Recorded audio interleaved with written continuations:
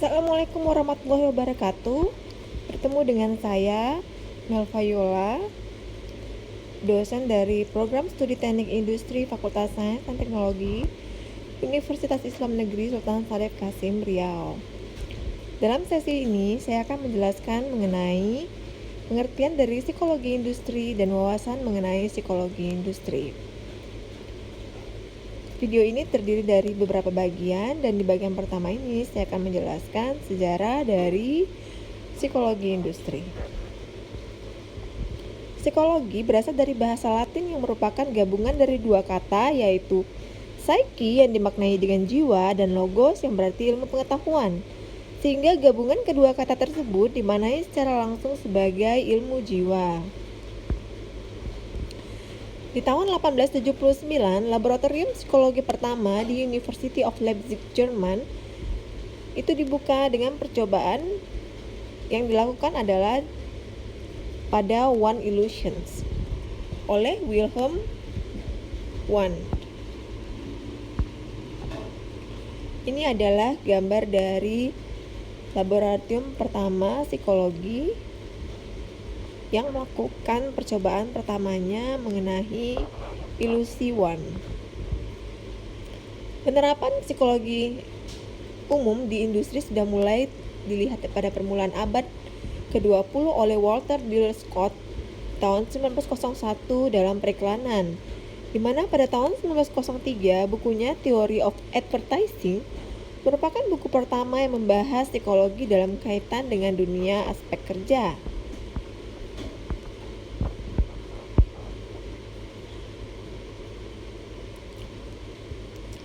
Pada One Illusions terlihat pada gambar berikut, dua garis merah yang ada itu sebenarnya adalah sejajar, tapi terlihat seperti miring, dan ilusi ini juga dikembangkan oleh Hering, yang mana dia juga memperlihatkan bahwa dua garis yang ada itu sebenarnya adalah sejajar, tetapi jika dilihat dari sudut pandang yang berbeda, maka dia terlihat berbeda.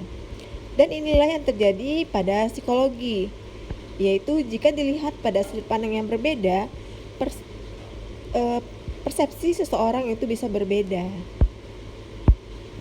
Di tahun 1913, terbit buku dari Hugo Münsterberg, psikolog Jerman yang mengajar di Universitas Harvard, dengan bukunya yang terkenal yaitu The Psychology of Industrial Efficiency.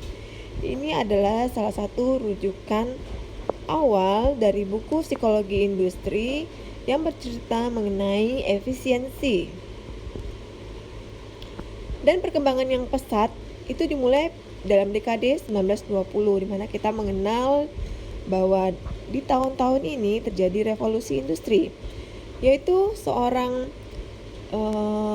pelopor gerakan scientific management, Frederick Winslow Taylor, mencari cara yang paling efisien untuk melakukan suatu pekerjaan. Dan ini kemudian menjadi ilmu yang kita sebut sekarang namanya ergonomi atau kerekayasaan untuk manusia, atau juga disebut dengan human engineering atau psikologi kerekayasaan engineering psychology. Dan sampai saat ini, di mana saat ini kita kenal bahwa terjadinya revolusi industri, di mana mesin-mesin banyak digunakan dan industri banyak dibuka.